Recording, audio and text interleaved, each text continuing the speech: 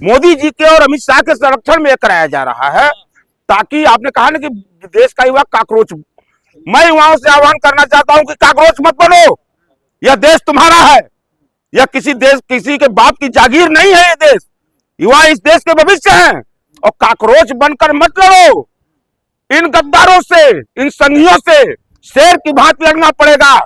और वो लड़ाई कहीं न कहीं, जब तक जैसे देश की आजादी कराने के लिए हमारे देश के उन महापुरुषों ने लड़ाई लड़ा था, उस तरह की आज लड़ाई की जरूरत है। तब यह गद्दार गद्दी छोड़ेंगे, अन्यथा देश के नौजवानों के भविष्य के साथ ये इसी तरह खिलवाड़ करते रहेंगे। ये तय है कि भविष्य के नौजवानों के साथ ये जो कर रहे हैं, अब नौजवानों को जागरूक होना पड़ेगा। आप और नौजवानों से मैं एक और आपके चैनल के माध्यम से अपील करना चाहता हूं कि भावनाओं में बहकर किसी के साथ आप अपना देखिए कि मेरा भविष्य कहां सुरक्षित रह सकता है। कौन वह व्यक्ति है जो इस देश में भाजपा और अमित शाह और नरेंद्र मोदी के खिलाफ लड़ सकता है, आप उसके समर्थन में आइए।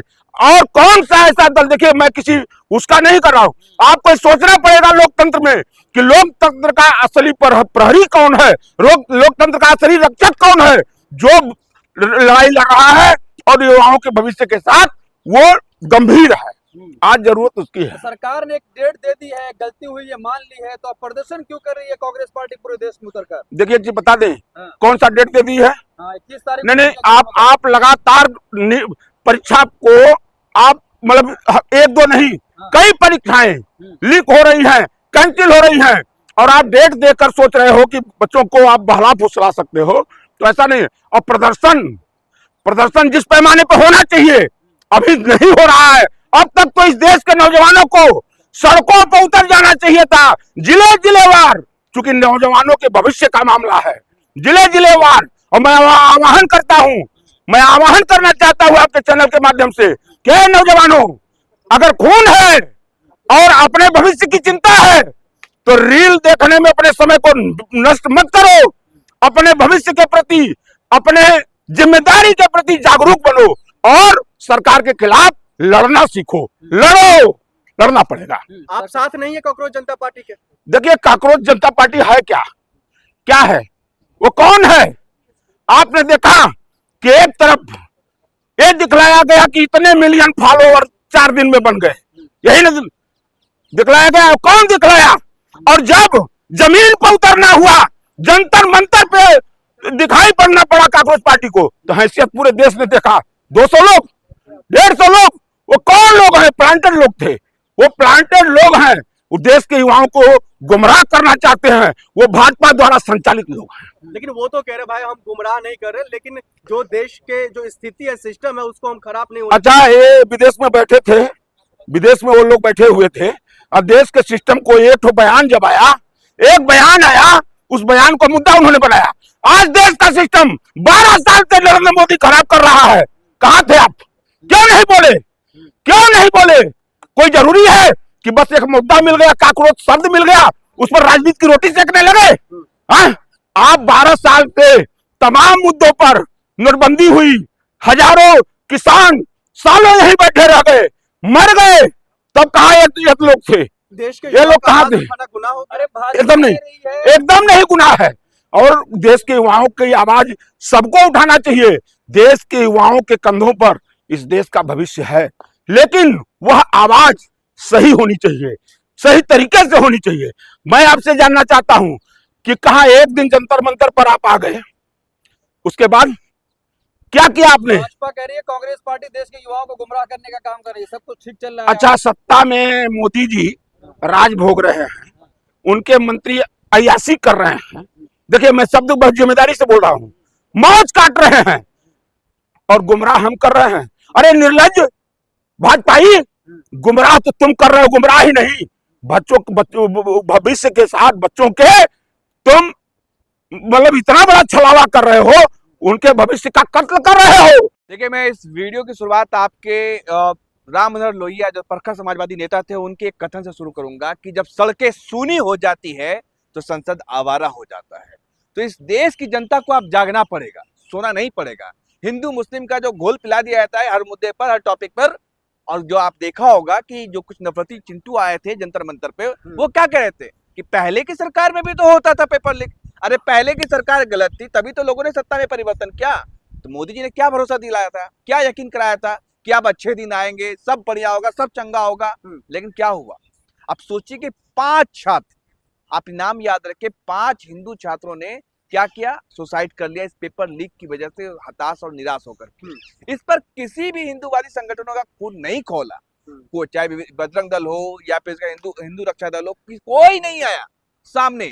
लेकिन यही अगर अभी देखिए, आपने सूर्य प्रताप का मामला देखा होगा, वहां पर अब्दुल ने मार दिया तो उसके बाद किस तरीके से हाहाकार मच गया, पूरे तमाम लोग जो है उठ करके चले गए थे। लेकिन सर गलतियां हर सरकार में होती है ना, पहली बार तो ऐसा नहीं है जो सिर्फ बीजेपी में ही गलतियां हुई हैं। वो तो कह रहे भाई आप आगे से नहीं होगी ऐसी गलतियां, आप लोग इस्तीफा क्यों मांग रहे धर्मेंद्र प्रधान जी? बुलडोजर चला, हर छोटे मोटे बात पे तो आप बुलडोजर चला देते हो, लेकिन अभी तक क्या हुआ, क्या कार्रवाई की? आप छोटी मोटी बात बोल रहे हो भाई साहब। आज ही चीन में पेपर हुआ है, आपको पता है कि यहाँ पे कितने बच्चों ने दिया था एग्जाम नीट का? मात्र 22 लाख। अब वहां जो है 1.5 करोड़ से ज्यादा लोगों ने एग्जाम दिया, जो दुनिया का सबसे टफ एग्जाम माना जाता है। कहीं कोई दानली नहीं, कहीं कुछ नहीं। आप तो ढोल पीटते हो ना कि हम विश्व गुरु हैं, हम सबसे अच्छे बन गए हैं, तो फिर ये जवाब देना पड़ेगा ना भाई कि आप एक पेपर अच्छे से नहीं करा पा रहे हो। सीबीएसई में धांधली हो जाता है, जीडी में धांधली हो जाता है, आप यूपी पुलिस का देख लो हाल, तो हर जगह पे तो यही हो रहा है। एक पेपर आपसे नहीं संभल रहा, आप 56 इंच वाले खुद को कहते हो। सवाल ये है, ये नहीं कि भाई सरकार, पिछली सरकारों में गलतियां होती थी और जवाब दे कौन है? आखिर सिर्फ बस बोल देना है, बस गाल बजा देना है कि देश भी चलाना है आपको? सवाल तो ये भी है ना भाई साहब कि आप धर्मेंद्र प्रधान एजुकेशन मिनिस्टर है, उसका इस्तीफा क्यों नहीं लिया गया? मनमोहन सिंह की सरकार में तो इस्तीफा होता था, गलती हुई तो इस्तीफा दो, लेकिन यहाँ पे कुछ नहीं। सब समाधान क्या है इसका? समाधान यही है, आप क्या करेंगे? वो बोलेंगे एयरफोर्स से जाएगा, मतलब आप जो शिक्षा मंत्री का काम है वो रक्षा मंत्री करेंगे, हाँ, आप जो विदेश मंत्री का काम है वो कोई और करेगा। यही चल रहा है इस सरकार में। अब सोचिए ना कि पेपर जो जाएगा भाई साहब, ऑपरेशन होना है किडनी का, गुर्दे का, और कर रहे हो कुछ और आप। तो सवाल ये है सबसे बड़ा। लेकिन फिर इन मामलों को लेकर के जो लगातार आजकल एक नया शगुफा निकल करके आया है, जो अमेरिका में बैठ करके एक पार्टी बनी है। अब वो लोग कह रहे हैं दिल्ली के सड़कों को हम जाम करेंगे, संसद भवन पर हम चढ़ाई देखिए, आप सीजेपी की बात कर रहे हैं, कांग्रेस जनता पार्टी, ये कोई पार्टी नहीं है, बल्कि आपको पता होगा कि सुप्रीम कोर्ट के चीफ जस्टिस सूर्यकांत ने क्या कहा था कि कुछ लोग जो कुछ नहीं कर पाते हैं तो कोई पत्रकार बन जाता है, जो बेरोजगार होते हैं, जो जिंदगी में कुछ नहीं कर पाते, कुछ पत्रकार बन जाते हैं, कुछ एक्टिविस्ट बन जाते हैं। तो ये एक मूवमेंट है, मूवमेंट के साथ लोग जुड़ रहे हैं। आप इसको पार्टी का नाम मत दीजिए, बल्कि जितने भी लोग आए थे वहां पर, आपने देखा होगा कि हजारों की तादाद में जो भी युवा आए थे, छात्र आए थे, सबका एक ही कंसर्न था कि इस देश के छात्रों के साथ मजाक न किया जाए, इस देश के छात्रों के भविष्य के साथ न खेला जाए, इस देश के छात्रों के उज्जवल भविष्य को बनाया जाए, बिगाड़ा ना जाए। क्योंकि जिस तरीके से आपने वादा किया था कि 2 करोड़ रोजगार देंगे, अच्छे दिन आएंगे, लेकिन क्या ये सब हुआ? ये सवाल था। ये नहीं कि भाई साहब सीजेपी पार्टी है, पार्टी से लोग आए, तो तमाम तरह के, तमाम पार्टियों के भी लोग थे, कोई बीजेपी को छोड़कर तमाम पार्टियों के लोग थे।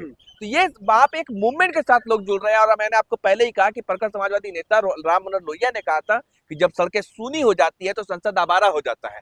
जो काम गोदी मीडिया नहीं कर रही है सरकार पर दबाव बनाने का, क्योंकि मीडिया एक माध्यम था सरकार पर दबाव बनाने का, सरकार से सवाल पूछने का, लेकिन अब मीडिया क्या कर रहा है? उनके गोद में बैठ करके खेल रहा है, बस हर चीज पे लिपापोती कर देना है। और अगर सोचिए कि अगर कोई और मुद्दा होता तो अब तक का जो आरोपी है, जिसने जो शिक्षा माफिया है, जिसने पेपर लीक किया, उनके भी लिंक और संबंध कहां से निकल रहे हैं ये भी देखिए। और अब तक उनके घरों पर बुलडोजर चल गया होता और क्या क्या हो गया होता और कहां से लिंक, अगर खुदा ना खास्ते वो मुसलमान निकल गए होते तो पाकिस्तान, ईरान और कहां से आईएसआई का और कहां से इसका लिंक निकल गया होता। सवाल इस बात का है कि अभी क्यों खामोश है, अभी क्यों चुप है, ये सबसे बड़ा सवाल है। लेकिन अब इस क्या लग रहा है आपको, ये मूवमेंट जो है कुछ बदलाव की लहर लाएंगे देश में? बिल्कुल, क्योंकि आप देश का युवा जाग चुका है। आपको एक वाकया याद दिलाता हूं कि जब इस प्रोटेस्ट को खराब करने के लिए, क्योंकि ये एक मूवमेंट था, कुछ नफरती चिंटू लोग आए थे। आपने वो वीडियो देखा होगा, रिद्धिमा शर्मा नाम की एक महिला है, कैसे आकर के वो कह रहे थे कि पहले की सरकार में भी तो पेपर लीक होते थे, उमर खालिद, है ना, ये तमाम तरह की बातें। लेकिन आप सोचिए कि वहां पर कितने लोग थे, सारे तो मुसलमान नहीं थे, 99% लोग हिंदू थे, लेकिन तमाम लोगों ने उनको खदेड़ने का काम किया, उन्हें लताड़ने का काम किया। और मेरे ही वीडियो पर एक लड़का ये कहता है कि इनका घर चलता है हिंदू मुसलमान से, ये नफरत फैलाने के लिए आई हैं।